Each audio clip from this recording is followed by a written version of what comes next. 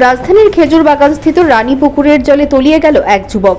চাঞ্চল্যকর এই ঘটনা রবিবার দুপুরে। এই খবর ছড়িয়ে পড়তেই আশেপাশের লোকজন সেখানে ভিড় জমায়। খবর পেয়ে ছুটে আসে এনসিসি দমকল কর্মীরা। দীর্ঘ সময় চলে তল্লাশি। এরপরেও নিখোঁজ যুবকের কোনো হদিশ পায়নি। শেষ পর্যন্ত মাছ ধরার জাল নিয়েও পুকুরে তল্লাশি চালায়, কিন্তু কিছুই জালে উঠল না। ফলে এক প্রকার বাধ্য হয়েই অভিযান বন্ধ রাখেন। সাংবাদিকদের এই কথা জানিয়েছেন এনসিসি দমকল স্টেশনের ওসি প্রদীপ কুমার দাস।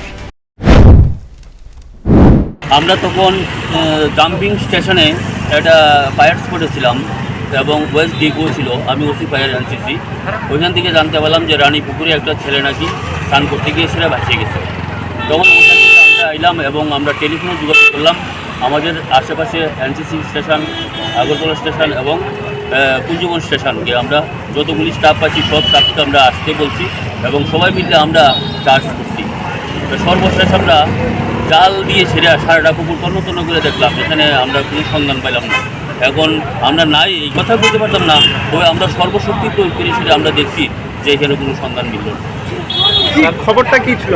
খবরটা কী ছিল, একটা ছেলে নাকি স্নান করতে গিয়ে সেটা জলে ধরাই গেছে। তো এখন ওইটা আরেকটা ছেলে নাকি দেখছে, ওই কথাটাই আমরা শুনছি। তো আপনারা তো আপনাদের সর্বশক্তি দিয়ে খোঁজ করে দেখলেন, আপনারা আপনারা ওকে সন্ধান পেলেন না, তো নেক্সট ডে আপনারা কি এটা হাই অথরিটিকে জানিয়েছেন, প্রশাসনের? হ্যাঁ, আমাদের এখানে ডিভিশনাল ফায়ার অফিসার ছিলেন, উনি আমাদেরকে ইনস্ট্রাকশন দিচ্ছেন। তো উনি পরবর্তী সময় আমাদের হাই অথরিটি ডিরেক্টর সাহেবের সাথে কথা বলবেন। আমিও কথা বলতে চেষ্টা করছিলাম, তাদের মোবাইল এখন।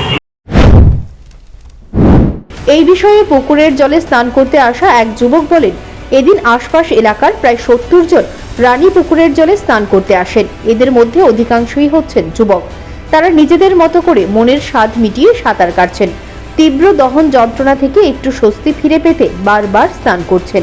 অনেকটাই মনের আনন্দে তারা সাঁতার কাটছেন, কেউ বা স্নান করছেন। এই পুকুরের চারিদিকেই স্নান করেন লোকজন। এর মধ্যে কিছুটা দূরে এক যুবক একাই সাঁতার কাটছিলেন। সে বারবার জলে ডুব দিচ্ছে, আবার উঠছে। এই বিষয়টি অন্য যুবকরাও প্রত্যক্ষ করেছিলেন, কিন্তু তাদের চোখের আড়ালেই সেই যুবক পুকুরের জলে তলিয়ে যায়। এই বিষয়টি আশপাশের লোকজনদের জানাতেই লোকজন সেখানে ছুটে আসেন। আমাদের স্নান করতেছিলাম, ঠিক আছে। তো আমরা এই সাইডে ঘুরতে এমনি আইতেছি, ঠিক আছে। আমি ওখান থেকে আমার বোনেরা এমনি সাইডে হাইটে আইতেছে 4-5 জন। আমি ওরা লক্ষ্য আছে, আমি কই হারানি মধ্যে জায়গা দেখতে। তো ওই একটা ছেলে দেখছি কি সেও সেভাবেই নর্মালি যাইতেছে। আমি বোনরে কইছি যে সবসময় সাইডে তো একটা ছেলেটা আমি দেখছি সে ওই জায়গার মধ্যে দাঁড়ানোর মতো অবস্থা নাই।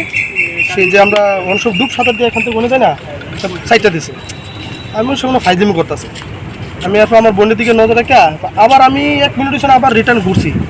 সে আবার হাতটা আর মাথাটা অতরূপ সাইডে দিছে। আমি কই সে কি ফাইজিমি করতেছে?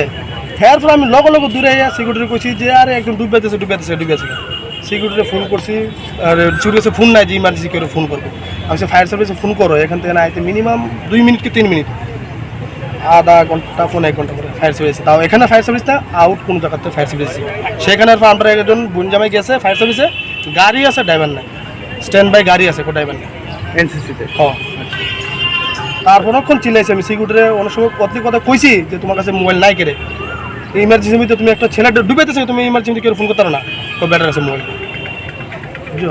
তো আপনারা কি খুঁজছিলেন? আমি তো ভয়ে গেছি না, ভয়ে দিন যাবো।